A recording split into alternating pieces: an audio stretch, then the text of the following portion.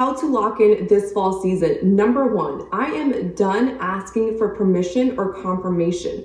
Have you ever seen yourself ask the most basic questions? Well, this was me just last week. I was on a group call on Zoom and I wanted to ask a question. When I realized what I needed to do, I put my hand down.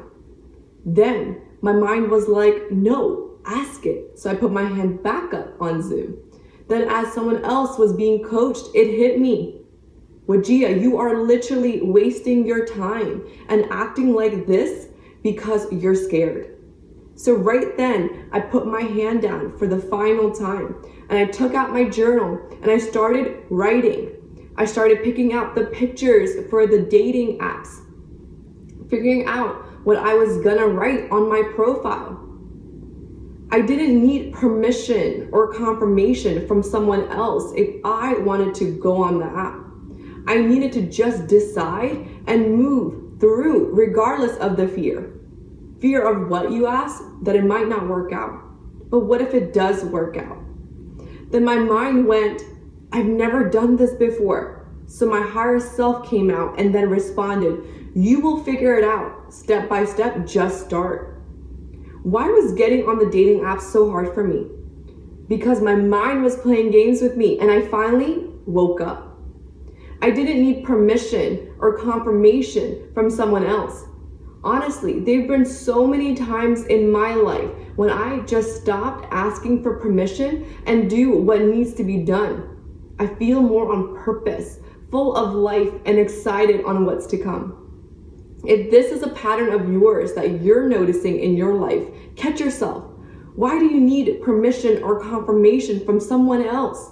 You're an adult, independent, and only accountable for the decisions that you make alone.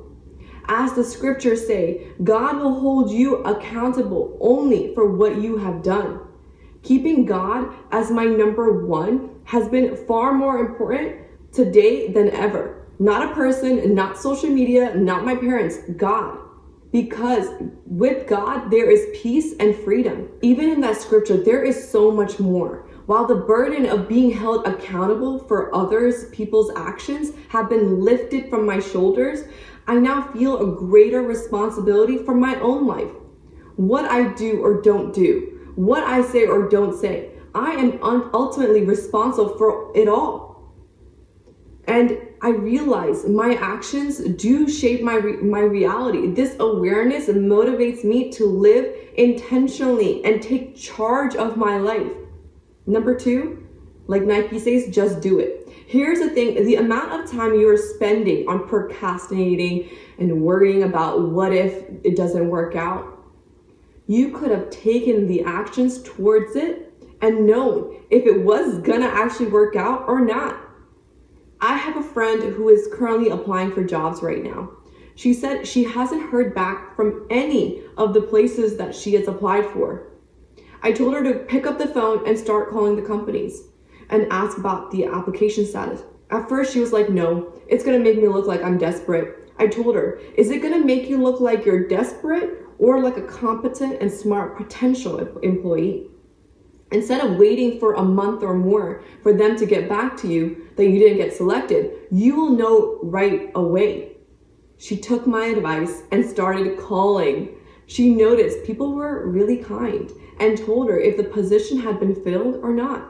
Some people didn't pick up the phone, so she left them voicemails. She wasn't waiting anymore. By calling those companies, it made her stand out. Instead of just waiting and blindly applying, when the potential employee heard her voice, the way she spoke, it was more than just words on a resume. What are things that you are procrastinating on? Make a list of those tasks that you need to get done that maybe you've been putting off. Schedule them in to do this week. If you do them, watch how much progress you'll make in just this week. Number three, and this one is going to be controversial because I'm seeing thumbnails about this. Everyone's saying to go isolate yourself, that it's time to isolate. What? No, this is the time to build your skills, build professional relationships, The holidays are coming up, bonuses are coming up, holiday parties, and so forth. This is a good time to build relationships because I know I want an invite to my boss's holiday party or to get a really nice bonus at the end too. The advice of being given to isolate is given so generally, but here is the truth. It is time to lock in on experts in the field. Those could be mentors, professors, coaches, just people who know what they're talking about. These are people I want to learn from. Everyone else, maybe a little distance will not hurt, just for a little time. What this does, it helps lessen the distractions. I personally joined groups, professional organizations, even coaching groups that help put me into that environment where not only do I learn about myself, but I get to learn even faster from other people's mistakes and their wins. That's the successful person's biggest hack because time is money. They'd rather pay to get information than waste years to figure it out themselves. How can you invest in yourself today? Is this by joining a professional group or hiring a coach? That's why I think environments are so important. There are two types of environments that I want to discuss today. One is external environment and internal environment. External environments are places that we live in, workspaces, groups, really any place that we go or are in. This is affecting us more often than we think. That's why I've seen people move from their hometowns to cities to expand their opportunities and grow. Some discover that they thrive in cities and decide to stay there. One of my friends moved to New York, but after a while, she realized that the city life and the lifestyle wasn't for her. And that is okay too. At least she tried, and now she knows what she likes and doesn't like. Next, internal environments. You're gonna ask me, what is internal environments? The biggest internal environment is our mind and how overall we think. The state of mind and perspective is everything. My first job out of graduate school, there were days I was like dancing to work. I was excited, happy, full of life. And then there were other days where I was literally dragging my feet. I didn't want to get up from the bed. I was procrastinating, putting in less time and effort on how I looked. My coworkers, clients, and workspace hadn't changed. It was my state of mind and perspective that had changed. When I was feeling light and excited, everything was just like working out for me. When I was dragging my feet, it was because I was bringing work home, the client's problems home. I had a manager call me during my time off at like 8 p.m. to ask about a client. Boundaries were being broken. I was feeling overwhelmed more than ever. Quick few things that have helped me with my internal environment have been meditation, breath work, setting good boundaries with both time and people. Once I'm off work, I'm off work. If you're taking notes, write this down. The biggest change happens when we change our environment. How you're asking? Well, it doesn't have to be big. It could be something small, like changing the way you go somewhere. So for an example, for many years, I was taking the same one route to the gym.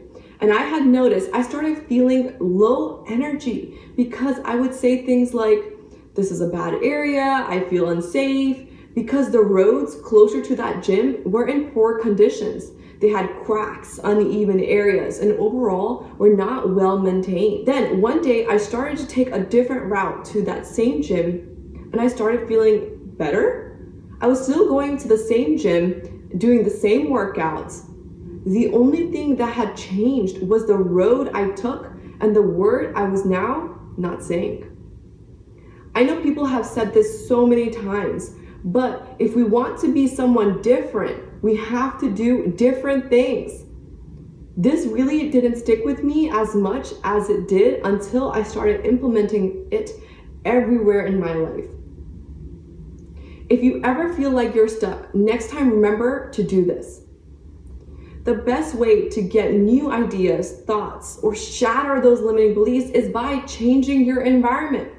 When I say changing your environment, like I was saying before, most people think it's a physical environment, like their homes or their workspaces. Sure, this is true, but this also includes places like the gyms, restaurants, people, community centers, or things that you do frequently.